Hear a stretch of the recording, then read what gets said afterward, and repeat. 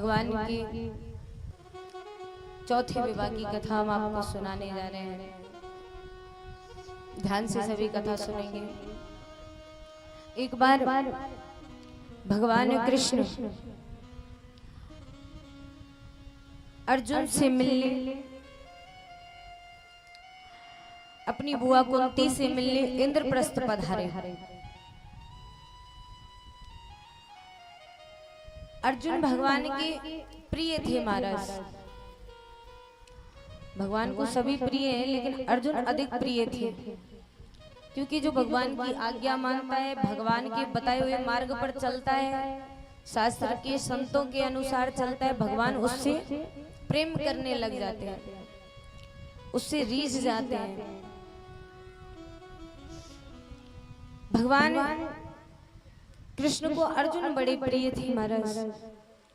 एक बार भगवान कृष्ण अर्जुन के साथ यमुना नदी के किनारे पर विचरण करने गए। वहां उनकी दृष्टि एक कन्या पर गई, नवयुवती कन्या, जो कि भगवान का अखंड नाम जप रही थी, भगवान की तपस्या में लीन थी।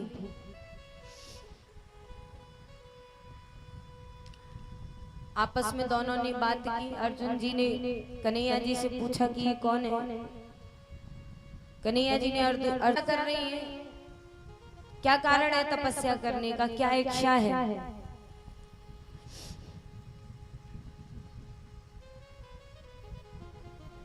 कालिंदी ने कहा कि मैं भगवान सूर्य देव की पुत्री यमुना हूं।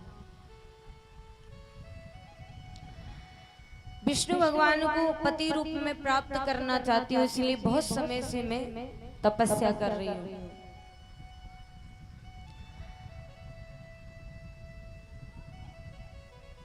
अर्जुन जी पूरी बात सुन के, पूरा वृतांत सुन के भगवान के निकट गए। भगवान को बताया कि आप ही को पति रूप में प्राप्त करना चाहती हैं, आप ही के लिए तपस्या कर रही हैं। इससे ज्यादा शुभ घड़ी क्या होगी, तपस्या पूरी होगी। भगवान उनके निकट गए। भगवान ने उनके प्रस्ताव को स्वीकार किया। नंदनंदन ने विष्णु रूप में उनको दर्शन दिए। यमुना जी ने उनको प्रणाम किया और भगवान का चौथा विवाह यमुना जी के साथ संपन्न हुआ।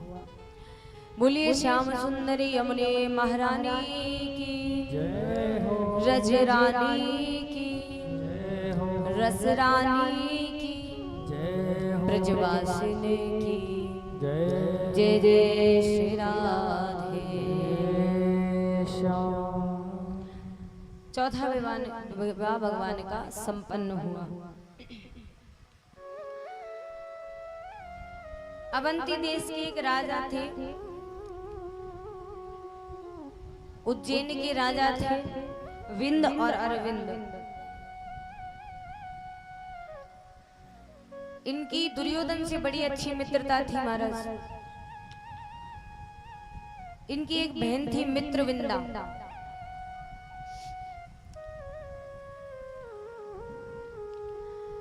जो कि भगवान कृष्ण से बहुत प्रेम करती थी, पति रूप में उनको पाना चाहती थी। लेकिन जो उनके दोनों भाई थे बिंद और अरविंद,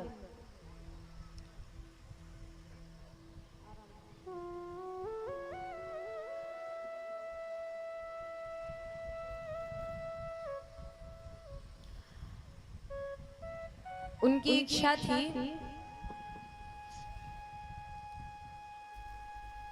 कि मित्रविंदा जी का विवाह दुर्योधन से हो जाए।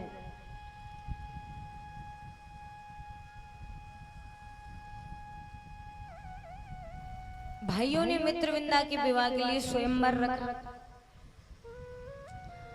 भगवान बिना निमंत्रण की भरी सभा में पहुंच गए। बलपूर्वक मित्रविंदा जी का हाथ पकड़ा, रथ में बिठाया और उनका हरण करके द्वारिकापुरी ले आए। भगवान का पांचवा विवाह मित्रविंदा जी के साथ संपन्न हुआ।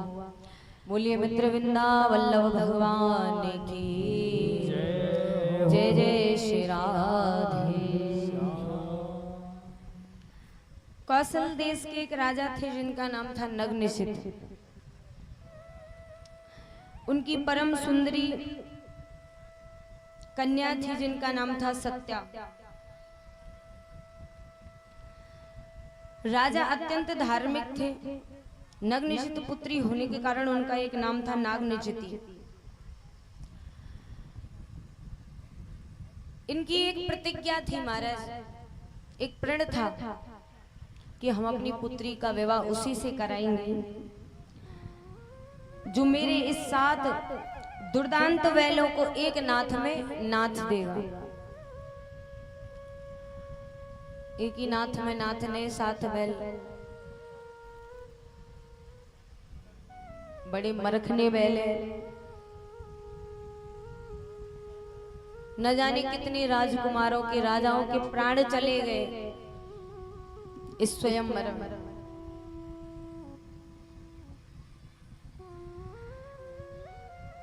बहुत से राजाओं ने अपने प्राण गंवा दिए। भगवान कौशल देश पहुंचे। 7 बैलों को एक नाथ में भगवान ने नाथ दिया और उनकी पुत्री सत्या का विवाह भगवान कृष्ण के साथ विधि पूर्वक संपन्न हुआ। बोलिए सत्या वल्लभ भगवान की जय जय श्री राधे। भगवान कृष्ण की एक बुआ थी महाराज जिनका नाम था शुद्ध कीर्ति, जिनका विवाह केकई देश में हुआ था। उनकी एक कन्या थी जिनका नाम था भद्रा।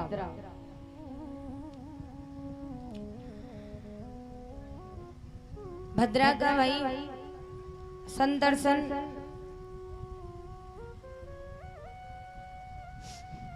उसने अपनी बहन का विवाह स्वतः ही कृष्ण जी के साथ करा दिया। उनको ये भय था कि यदि हमने विवाह नहीं करवाया तो भगवान आएंगे और हरण करके लेके चले जाएंगे, बदनामी होगी। इससे अच्छा है कि हम स्वयं इनका विवाह करा देते हैं। इस प्रकार भगवान का 7वां विवाह भद्रा जी के साथ संपन्न हुआ। बोलिए भद्रा वल्लभ भगवान की जय जय श्री राधे। मध्य देश के राजा थे जिनका नाम था लक्ष्मणा। वो अत्यंत शुभ लक्षणों वाली थी, शुभ लक्षण लेके पैदा हुई थी, इसलिए उनका नाम लक्ष्मणा रख दिया। जैसे गरुड़ जी स्वर्ग से अमृत का हरण करके लेके आए थे, उसी प्रकार भगवान नंद नंदन स्वयंवर में गए और उनका हरण करके अकेले ही उनको ले आए। इस प्रकार भगवान का 8वां विवाह लक्ष्मणा जी के साथ संपन्न हुआ। बोले लक्ष्मणा वल्लभ भगवान की जय जय श्री राधे।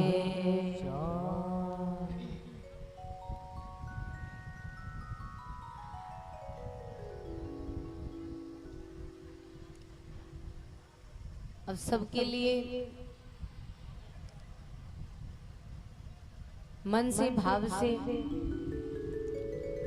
आपने रुक्मणी माता का जितना भाव से कल पूजन किया था, ऐसे ही भाव से आज मन में सोचेंगे कि हमने इन सब का भी पूजन किया है, कन्यादान किया है।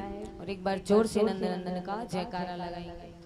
बोलिए नंद नंदन भगवान की जय हो। जय जय